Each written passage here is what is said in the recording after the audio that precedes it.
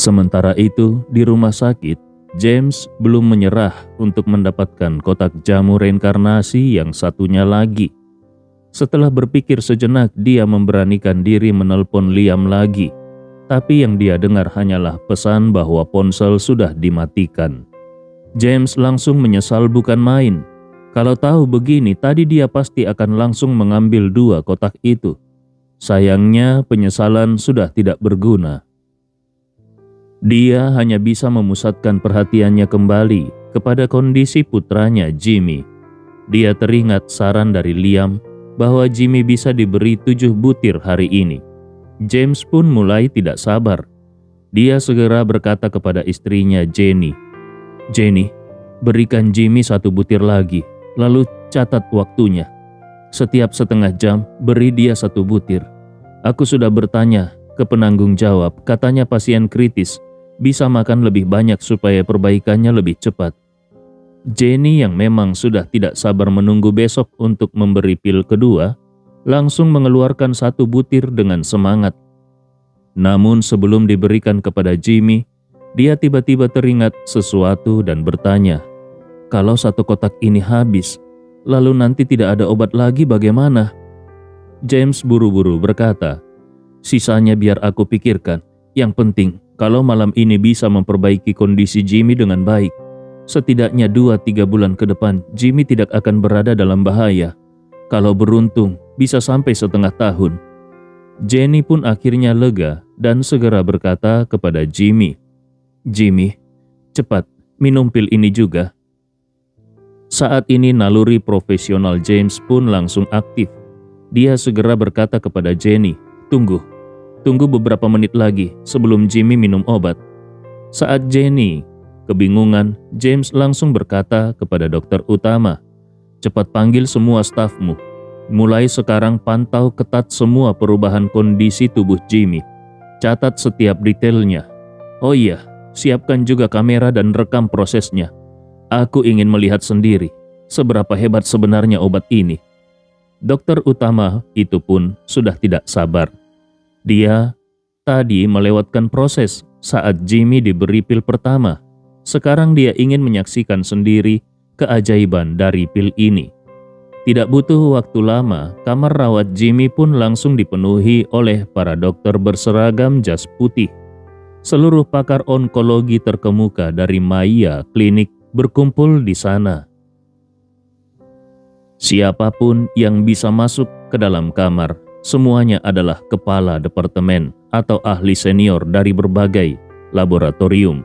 Yang pangkatnya di bawah itu hanya bisa menonton dari balik jendela kaca besar di luar kamar.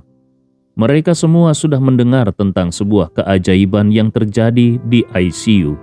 Anak dari pejabat tinggi FDA, James Smith, menunjukkan kemajuan besar dalam pengobatannya setelah mengkonsumsi obat herbal tradisional dari timur.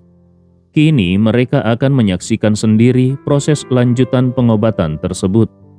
Tidak ada yang ingin melewatkan kesempatan untuk menyaksikan secara langsung apakah ini benar sebuah keajaiban atau hanya sebuah hoaks.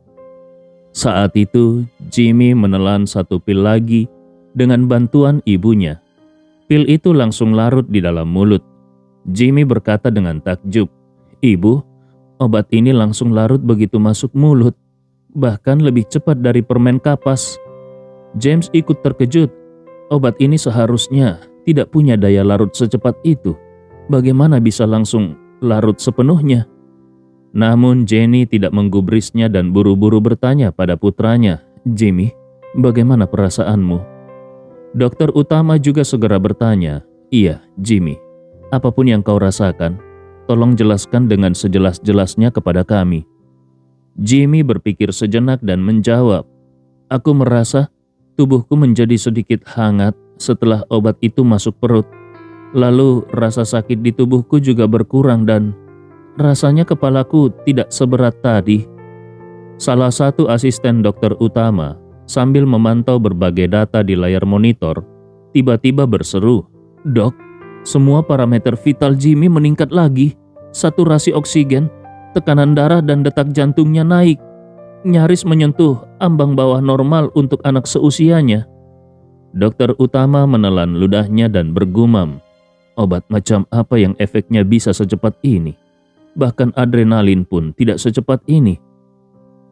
Lalu dia menoleh kepada seorang ahli farmasi di sampingnya dan bertanya, Dr. Matthew, dari sudut pandangmu, mungkinkah obat ini mengandung semacam hormon sintetis? James langsung merasa mendapatkan pencerahan dan berseru, benar, itu sangat mungkin. Pabrik obat di timur memang terkenal suka mencampur bahan kimia atau senyawa medis modern ke dalam ramuan herbal mereka. Dia pun segera berkata lagi, kita harus segera mengambil sampel dari pil ini dan kirim ke laboratorium untuk dianalisis secara menyeluruh. Ahli farmasi bernama Matthew itu mengelus dagunya dan berkata dengan bingung, kalau melihat seberapa cepat efeknya muncul, memang kemungkinan mengandung hormon. Tapi sejauh yang aku tahu, tidak ada hormon yang cocok untuk kondisi Jimmy. Kalau memang ada, kita pasti sudah menggunakannya dari dulu. Semua orang tampak terdiam dan murung. Apa yang dikatakan Matthew sepertinya memang masuk akal. Mereka sudah mencoba segala bentuk terapi dan prosedur medis yang memungkinkan. Bahkan setiap hormon yang bisa digunakan sudah dicoba berkali-kali. Namun tidak ada satupun yang bisa memberikan efek sehebat ini. James pun bertanya lagi, kalau begitu, mungkinkah mereka menemukan semacam hormon baru yang belum kita ketahui? Matthew menjawab dengan canggung, secara teori seharusnya tidak. Kalau mereka benar-benar menemukan atau menciptakan hormon baru yang seefektif ini, mereka bisa langsung mendaftarkan patennya dan menjualnya ke seluruh dunia. Itu saja sudah bisa menghasilkan ratusan miliar tiap tahun. Kenapa harus repot-repot membungkusnya dalam bentuk obat herbal? Itu tidak masuk akal. James menggaruk-garuk kepalanya lalu berkata, harus diakui, ini benar-benar membuatku bingung. Tiba-tiba dari tempat tidur, Jimmy berkata dengan penuh kejutan, Ibu, aku bisa melihat wajah ibu sekarang. Semuanya semakin jelas. Jenny langsung kegirangan. Air matanya pun jatuh seperti hujan. Benarkah? Meskipun dia bukan dokter atau ahli medis, tapi sebagai lulusan universitas ternama, dia tahu kalau penyebab kebutaan Jimmy adalah tekanan tumor pada saraf penglihatannya. Jadi kalau sekarang Jimmy mulai bisa melihat kembali, itu artinya tekanan dari tumor tersebut sudah mereda dan kemungkinan besar ukuran tumornya mulai mengecil. Sambil terisak dia berkata, ini luar biasa, benar-benar luar biasa. Saat itu juga, kekuatan di tangan Jimmy meningkat drastis. Dia bahkan mampu mengangkat lengannya yang masih terhubung dengan infus dan alat pengukur saturasi oksigen. Lalu mengusap air mata di sudut mata ibunya. Dia berkata pelan, Ibu jangan menangis. Aku sudah mulai membaik. Ibu seharusnya senang. Tindakan kecil itu, mengangkat tangan dan menyentuh tepat di sudut mata ibunya, membuat semua orang terpana. Dokter utama bahkan menepuk wajahnya sendiri dan bergumam, apakah aku sedang berhalusinasi? James pun sangat terharu. Dia langsung berlutut di depan anaknya dan bertanya, Jimmy, apakah kau bisa melihat wajah ayah?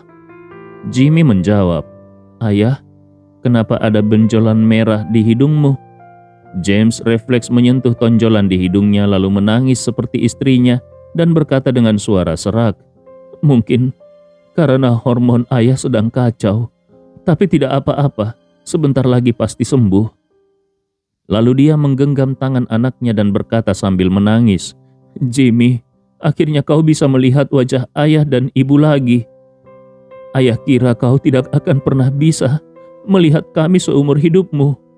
Saat itu, kamar pasien benar-benar heboh. Para ahli sibuk berdiskusi dalam kelompok-kelompok kecil. Wajah mereka penuh keterkejutan dan rasa tidak percaya. Dokter utama bergumam, bagaimana bisa? Bagaimana mereka melakukannya? Bahkan kalaupun ini memang karena hormon, mustahil saraf penglihatan yang tertekan bisa pulih secepat ini. Penglihatan Jimmy pulih, itu artinya tumornya mengecil. Tapi ini terlalu cepat. Para ahli lain juga tidak kalah terkejut. Mereka semua adalah veteran yang sudah puluhan tahun bergelut dengan dunia kanker dan mempelajari berbagai jenis kanker dari ujung rambut sampai ujung kaki. Namun, pengalaman justru membuat mereka semakin sulit memahami apa yang mereka lihat saat ini, karena ini benar-benar mengguncang fondasi pengetahuan yang sudah mereka kumpulkan selama puluhan tahun. Saat itu, dokter utama langsung memerintahkan asistennya, "Segera hubungi pusat kedokteran nuklir. Suruh tim PET-CT bersiap. Kita harus segera melakukan pemindaian seluruh tubuh Jimmy." PET-CT berbeda dengan CT biasa. PET-CT bisa memindai seluruh tubuh pasien, memberikan gambar detail dari setiap lapisan tubuh. Ini adalah metode terbaik untuk mendeteksi kondisi kanker di seluruh tubuh. Apalagi mayoritas riwayat medis Jimmy ada di rumah sakit ini, termasuk hasil CT paling baru yang dilakukan sekitar 2 minggu lalu. Jadi, kalau mereka bisa segera melakukan pemindaian ulang hari ini dan membandingkannya dengan hasil 2 minggu lalu, mereka akan bisa mengetahui secara pasti perubahan apa yang terjadi pada sel kanker di tubuh Jimmy. Tidak lama kemudian, dokter dan perawat pun mendorong Jimmy kecil menuju pusat kedokteran nuklir. Setelah disuntik zat kontras, Jimmy langsung dibawa masuk ke ruang CT untuk pemindaian menyeluruh. Setengah jam kemudian, hasil pemindaian keluar. Sekelompok dokter langsung berkumpul di depan komputer untuk melihat hasil CT terbaru Jimmy. Dokter utama membuka hasil CT dari setengah bulan lalu sebagai perbandingan, lalu berseru kaget, "Ini benar-benar luar biasa. Sebagian besar lesi dalam tubuh Jimmy ternyata menyusut secara signifikan." Karena kanker Jimmy sudah berada di stadium akhir, dia sudah mengalami metastasis di bagian banyak tubuhnya, limfa, tulang, hati dan paru-paru. Semuanya penuh dengan tumor yang ukurannya tidak kecil. Bahkan yang terbesar ukurannya sudah seperti kepalan tangan bayi. Lebih parahnya, karena semua metode pengobatan sudah digunakan, sel kanker dalam tubuh Jimmy malah menyebar semakin cepat dan tumor pun terus membesar. Secara logis, setelah lewat 2 minggu, ukuran tumor seharusnya semakin membesar. Namun sekarang bukannya membesar, semua lesi itu malah mengecil. Terutama tumor besar di dalam tengkorak Jimmy yang menekan saraf penglihatan dan pendengaran, diameternya bahkan menyusut 1 mm.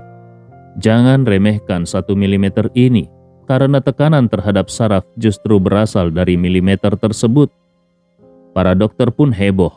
Ahli farmasi bernama Matthew berteriak, "Untuk apa kita repot-repot meneliti obat kanker lagi?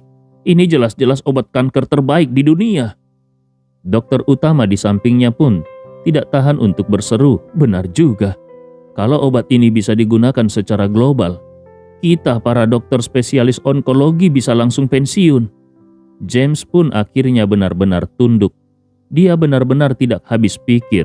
Bagaimana mungkin pengobatan tradisional bisa memiliki efek sehebat ini? Saat ini, Jenny segera mengeluarkan 1 butir pil lagi, dan dengan penuh semangat berkata, "Waktunya meminum pil ketiga." Para dokter tersadar dan langsung menyemangati, "Cepat, ayo kita lihat apakah akan ada keajaiban lagi setelah pil ketiga diminum." Malam itu seluruh dokter di Maya Klinik secara sukarela lembur semalaman di rumah sakit. Meskipun sebenarnya mereka tidak mempunyai tugas khusus, tapi tidak ada yang ingin pulang, karena mereka sadar mereka sedang menyaksikan sebuah mujizat medis.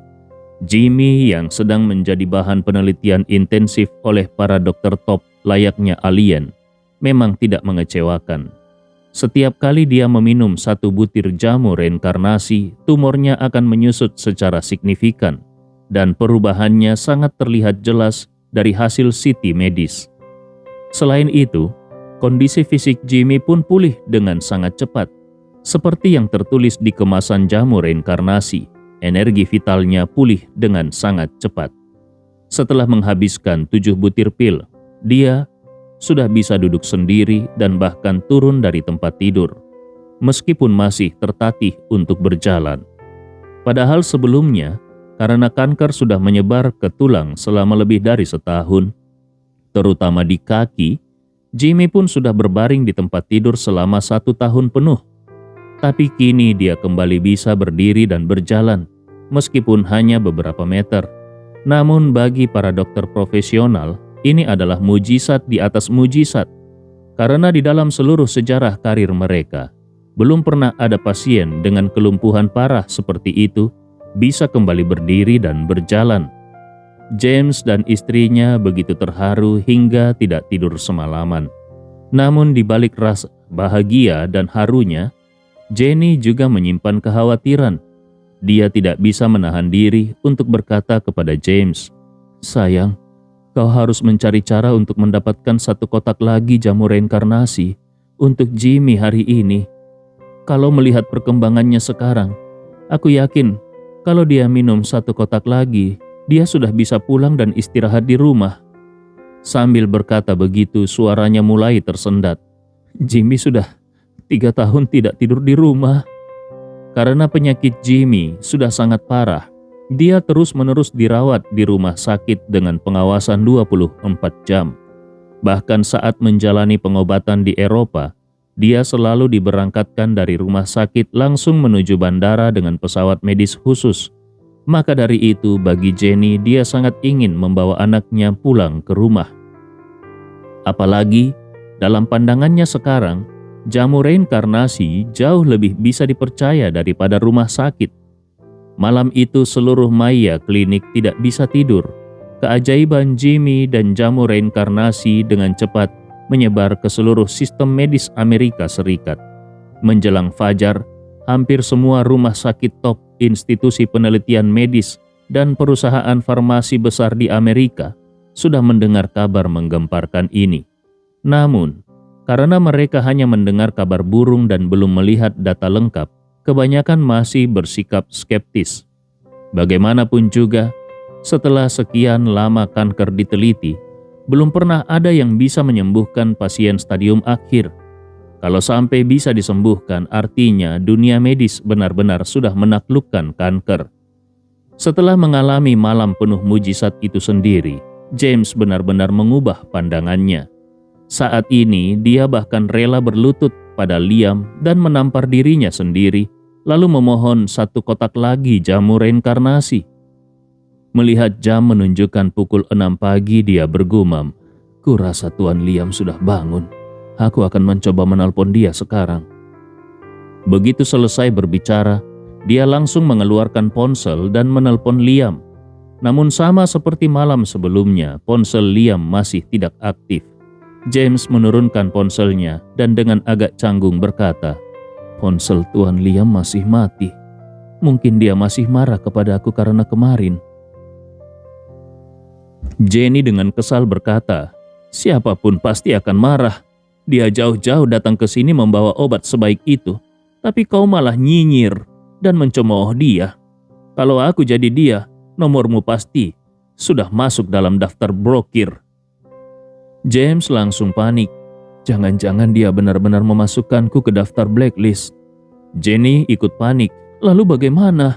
Kesembuhan Jimmy sekarang sepenuhnya tergantung pada obat itu. James mulai mondar-mandir dengan gelisah.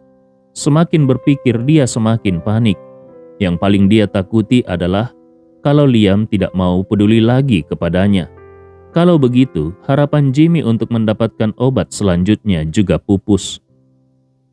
Segera dia berkata, "Aku akan menghubungi temanku di kepolisian dan menyuruh mereka membantu mencari tahu hotel tempat dia menginap. Aku akan mendatanginya langsung dan meminta maaf." Jenny pun merasa itu satu-satunya cara, lalu dia berkata, "Kalau begitu, aku ikut denganmu." James buru-buru berkata, "Jangan ikut. Kalau Jimmy bangun dan tidak melihat kita, dia pasti cemas. Kau jaga saja dia di sini. Dan anak perempuan kita juga perlu dijaga." Jenny memandang putri kecil mereka yang sedang tertidur di sofa. Dia tidak punya pilihan selain berkata, "Kalau begitu, saat kau meminta maaf nanti, buang jauh-jauh sikap sombongmu. Jangan sok pamer ilmu pengetahuan medismu. Kau harus bersikap serendah-rendahnya untuk mendapatkan maafnya. Paham? James langsung mengangguk. Aku bersumpah demi langit, mulai sekarang aku tidak akan pernah meremehkan pengobatan tradisional timur lagi. Jenny menambahkan, begitu kau bertemu dengannya, langsung saja berlutut minta maaf. James langsung mengernyit dan mengeluh. Jenny, kau menyuruhku berlutut di depan orang lain? Jenny menatapnya tajam lalu berkata dengan dingin, dia menyelamatkan nyawa anakmu. Kalau harus berlutut, kenapa tidak? Ingat baik-baik, kalau karena ulahmu, Jimmy tidak bisa mendapatkan obat lagi, aku akan menceraikanmu. Aku sudah cukup menderita hidup bersama orang sekeras kepala dirimu. James pun terdiam, wajahnya penuh frustrasi. Baiklah, begitu bertemu Liam, aku akan langsung berlutut. Saat itu James sama sekali tidak tahu kalau Liam bahkan tidak ingin memberikan kesempatan sedikit pun baginya untuk berlutut dan meminta maaf. Karena saat itu Liam sedang berada di udara dalam penerbangan kembali ke Makassar. Pesawat pribadi milik Andi yang ditumpanginya memang tidak secepat pesawat Concorde, tetapi interiornya tidak kalah mewah. Saat ini Liam sedang beristirahat di kamar VIP pesawat yang bahkan lebih mewah dari hotel bintang 5, tanpa merasakan sedikit pun kelelahan dalam perjalanan. Sementara itu, sejak pagi-pagi sekali, James mulai menghubungi koneksi di Departemen Kepolisian Washington untuk menyelidiki di mana Liam menginap. Setelah lebih dari 1 jam, akhirnya dia menemukan hotel dan nomor kamar tempat Liam menginap.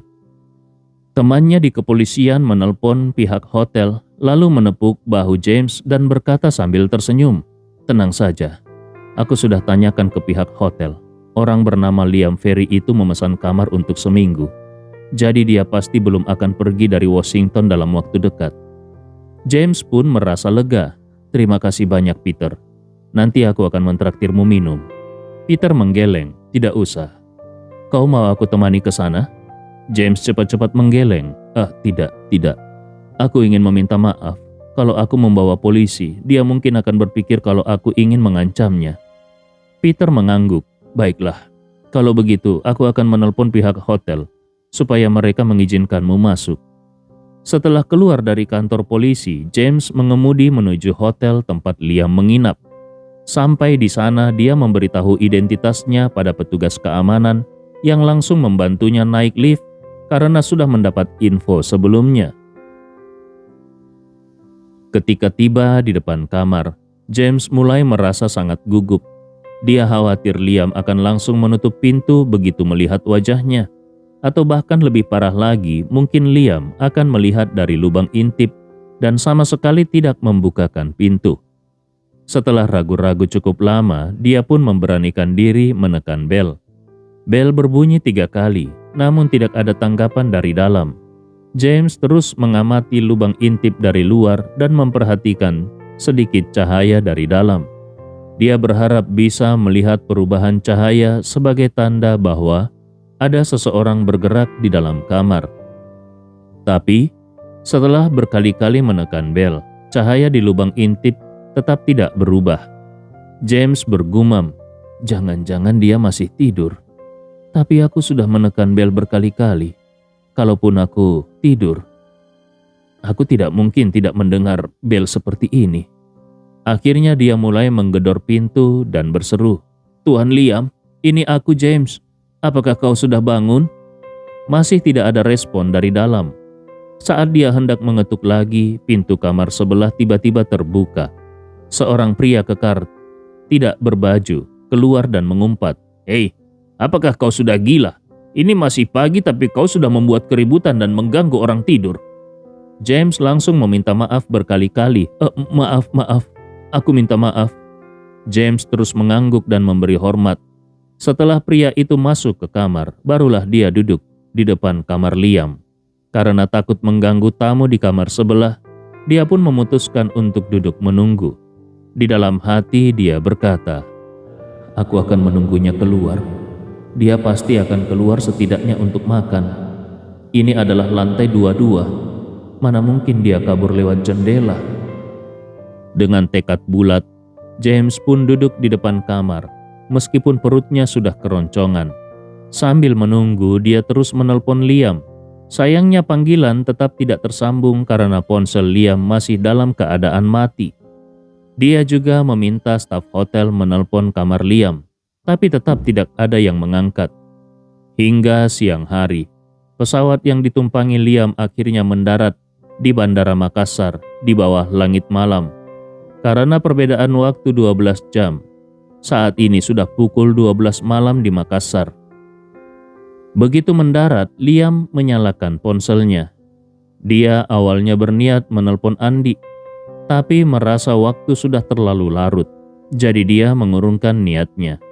Namun sebelum pesawat berhenti total, ponselnya sudah berdering. Ternyata telepon dari James. Saat itu James masih duduk di depan kamar Liam selama 4 jam lebih. Dia menelpon ratusan kali, tanpa tahu bahwa orang yang dia tunggu sudah kembali ke Makassar. Begitu telepon tersambung, Liam dengan nada dingin bertanya, "Tuan James, kenapa kau menelponku lagi?" James langsung berdiri dan dia sangat bersemangat. "Tuan Liam, maafkan aku. Aku sungguh minta maaf atas semua kata dan perbuatanku kemarin. Sekarang aku ada di depan kamarmu. Tolong buka pintunya dan izinkan aku meminta maaf secara langsung." James sudah bersiap. Kalau pintu terbuka, dia akan langsung berlutut. Tapi Liam justru bertanya dengan heran, "Di depan kamar? Kamar apa maksudmu?" James langsung menjawab, "Kamarmu di Hotel Hilton nomor 2208. Aku sudah menunggumu sejak pagi. Tuan Liam, tolong buka pintunya." Liam tertawa kecil lalu berkata, "Tapi aku tidak berada di Hotel Hilton. Aku sudah kembali ke Makassar." James terkejut. "Apa? Tuan Liam, jangan bercanda. Bukankah kau baru saja datang ke Amerika? Kenapa tiba-tiba sudah kembali?" Liam menyeringai dan menjawab, "Awalnya aku datang ke sana untuk urusan bisnis dan ingin meminta bantuanmu agar proses registrasi obat kami di Amerika Serikat lebih lancar. Tapi kau sendiri yang menolakku. Lalu untuk apa lagi aku tinggal di Amerika? Aku pulang untuk melapor kepada atasanku." James panik. Dia mengira Liam hanya sedang mengerjainya. "Tuan Liam, aku tahu kau pasti sangat marah. Tapi aku benar-benar minta maaf. Aku sadar aku bodoh, picik dan arogan. Kalau kau ingin memukulku atau menghinaku silakan. Tapi tolong beri aku satu kesempatan untuk memperbaiki kesalahan ini."